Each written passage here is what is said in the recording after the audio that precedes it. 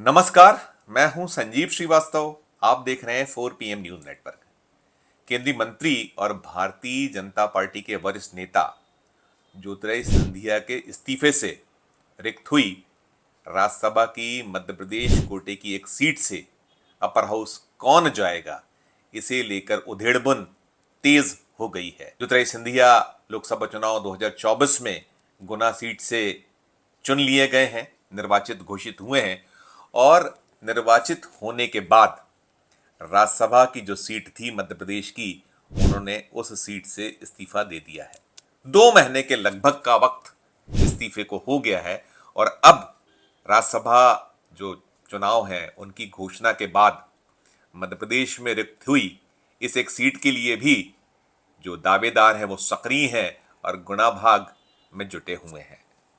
14 अगस्त को नोटिफिकेशन जारी होना है और 21 अगस्त तक नामांकन दाखिल होना है।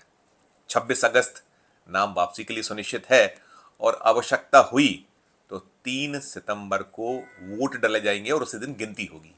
क्योंकि मध्य प्रदेश में जो नंबर्स हैं भारतीय जनता पार्टी के पास, उसके मुताबिक किसी भी सूरत में ये सीट विपक्ष को जानी नहीं है। यानी भारतीय जनता पार्टी के जो भी उम्मीदवार होंगे उनकी जीत सुनिश्चित है।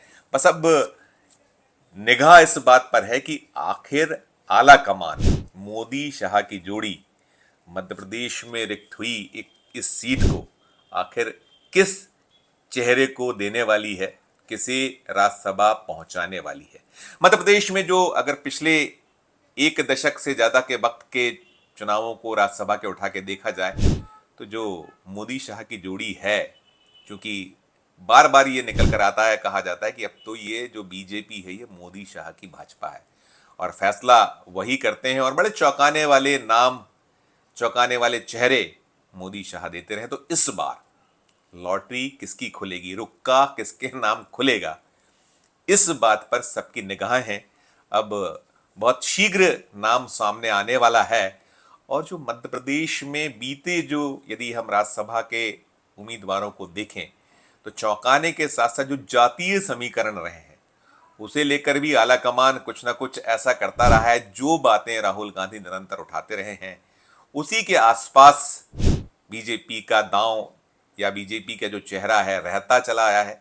यानी ओबीसी या ट्राइबल या जो इस तरीके का जो गणित है, जातीय समीकरण है, महिला, वही कुछ बना हुआ था। तो अब देखने वाली बात यही होगी कि ज्योतिरादित्य सिंधिया का सक्सेसर कौन होने वाला है। यहां जो नाम चल रहे हैं उसमें कई नाम हैं और कई नामों में जो केपी सिंह यादव हैं, जिन्होंने गुना शिवपुरी सीट पर लोकसभा चुनाव 2019 में कमाल किया था। कांग्रेस में रहते ज्योतिरादित्य सिंधिया उस सीट से प्रत्याशी थे और उन्हें करारी पराजय का सामना यादव के सामने करना पड़ा था। यादव ने उन्हें करारी हार का स्वाद चखाया था और जब 2024 में परिस्थितियां बदल चुकी थी, 2020 में सिंधिया ने एक जो रिवोल्ट किया था, कमलनाथ की सरकार गिरवाई थी, उसके एवज में उन्हें राज्यसभा मध्य प्रदेश से भेजा गया था। उनके जो साथ आए कांग्रेस के विधायकों को एडजस्ट किया गया था, मंत्री बनाया गया था, टिकट दी गई थी जब उपचुनाव हुए थे, जीते थे, फिर उन्हें जो है मंत्री बनाया गया था। ये सब चलता रहा था। तो जो केपी सिंह यादव हैं, डॉक्टर केपी सिंह यादव, जो गुना शिवपुरी में 2019 में मात करारी दी थी, शिकस्त दी थी ज्योतिरादित्य सिंधिया को, वो 2024 में खामोश थे। क्या उनका नंबर लगेगा? वे ओबीसी वर्ग से आते हैं। ओबीसी वर्ग का जो कोटा है, हम कह सकते हैं एक तरीके से राज्यसभा में फुल है फिलहाल। तो क्या उन्हें नवाजेगी पार्टी, आला कमान उन्हें अवसर देगा? एक बड़ा सवाल है। फिर जो और नाम यहां चल रहे हैं उन नामों में बहुत जो मैं कहा जा रहा है कि इनका रुक्का खुल सकता है, उसमें एक मुकेश सिंह चतुर्वेदी है। मुकेश सिंह चतुर्वेदी कांग्रेस से भारतीय जनता पार्टी में एक दौर में आए थे, उन्हें अवसर दिया गया था, विधायक बनाया गया था, बनवाया गया था पार्टी द्वारा, बीजेपी द्वारा। और वे चौधरी राकेश सिंह चतुर्वेदी जो कांग्रेस के एक बड़े धाकड़ नेता रहे, वो उनके भाई हैं।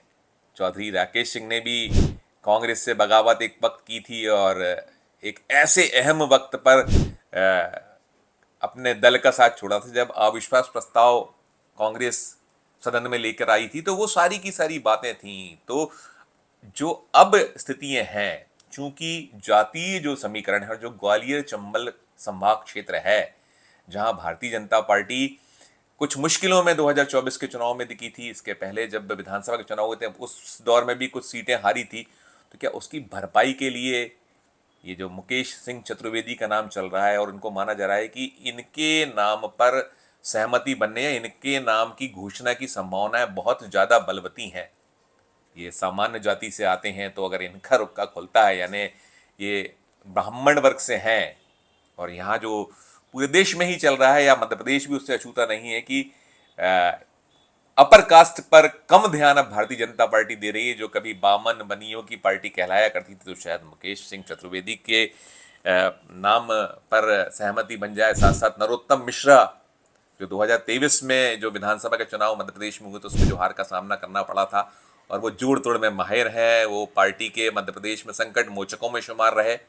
लंबे वक्त तक वो शिवराज सिंह चौहान कैबिनेट के में सदस्य रहे, राज्य में सरकार के प्रवक्ता रहे, और जो दल बदल के खेल होते रहे उसमें बहुत अहम रोल अदा करते रहे। और कहा यह जाता है कि वो शाह के बड़े करीबी हैं, मोदी की पसंद है, तो क्या उनके नाम पर सहमति बनेगी, उनके नाम की लॉटरी खुलेगी। एक नाम वो चल रहा है जयभान सिंह पवैया, एक बड़े धाकड़ नेता, वो जो मंदिर आंदोलन था, राम मंदिर आंदोलन, उसके बड़े जनकों में शुमार थे, बड़े एक ऐसा चेहरा थे, उनके नाम की घोषणा हो पाएगी, होगी।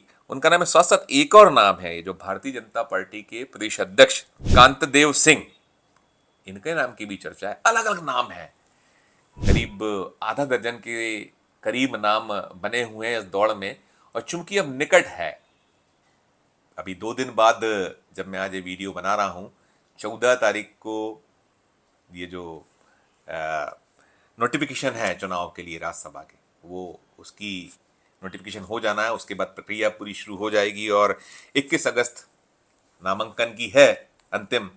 तो इसके बीच में ये सब कुछ हो जाना है। तो सवाल वही है कि क्या कुछ मध्य प्रदेश में आला कमान दांव खेलेगा, किस तरीके से वो अपना पत्ते बिछाएगा। जो बदले हुए हालात हैं, अगर लोकसभा चुनाव 2024 देखें तो 2024 के लोकसभा चुनाव में मध्य प्रदेश में जरूर भारतीय जनता पार्टी ने सभी 29 सीटें जीती हैं, लेकिन देश में जैसी उम्मीद बीजेपी पाले हुई थी, या मोदी शाह ताल ठोक रहे थे कि भारतीय जनता पार्टी अपनी दम पर 370 या उसके पार, एनडीए 400 पार, 240 पे रुकी है गाड़ी, और अपने दम पर लोकसभा में बहुमत नहीं है, एनडीए की सरकार है, वो सब मिलाकर नंबर पूरे हैं। लेकिन क्या कुछ मध्य प्रदेश में नया भारतीय जनता पार्टी आला कमान की ओर से होगा, मोदी शाह कुछ करेंगे? और वो सवाल बार बार इसीलिए बन रहा है कि वही जातीय समीकरण आप उठाइए। 2003 में जब उमा भारती को मध्य प्रदेश में मुख्यमंत्री बनाया गया था, उनकी अगुवाई में चुनाव हुआ था, तो उमा भारती, फिर उसके बाद बाबूलाल गौर, फिर शिवराज सिंह चौहान, और अब मोहन यादव, जो अगर आप निरंतर देखेंगे तो ओबीसी वर्ग, और ऐसे ही जो कैबिनेट उठा के देखिए मोहन यादव सरकार की, उसमें एक बहुत बड़ा जो नंबर है वो भी इसी के इर्द गिर्द है, ओबीसी या ट्राइबल। तो कुल मिलाकर इन सब के बीच आस और उम्मीद जो पाले बैठे हैं अपर कास्ट के नेता, तो उनको लेकर क्या रुख रवैया रहने या होने वाला, उस पर निगाह यहाँ न केवल भारतीय जनता पार्टी से जुड़े जो लोग हैं उनकी, या जो दावेदार हैं उनकी, उनके समर्थकों की, बल्कि मीडिया की भी निगाह और नज़र है कि क्या दांव मध्य प्रदेश में मोदी शाह खेलने वाले हैं। और जो भी दांव वो खेलेंगे बड़ा दिलचस्प होगा।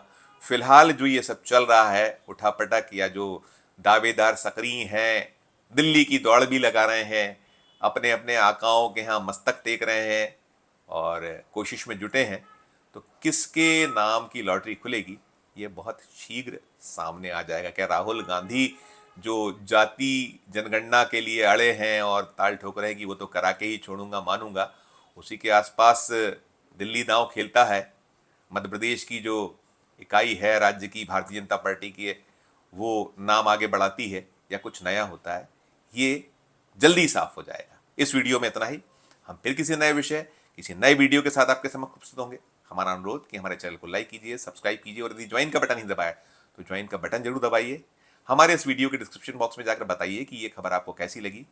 प्यार और स्नेह बनाए रखिए और देखते रहिए 4 PM न्यूज नेटवर्क। धन्यवाद, नमस्कार।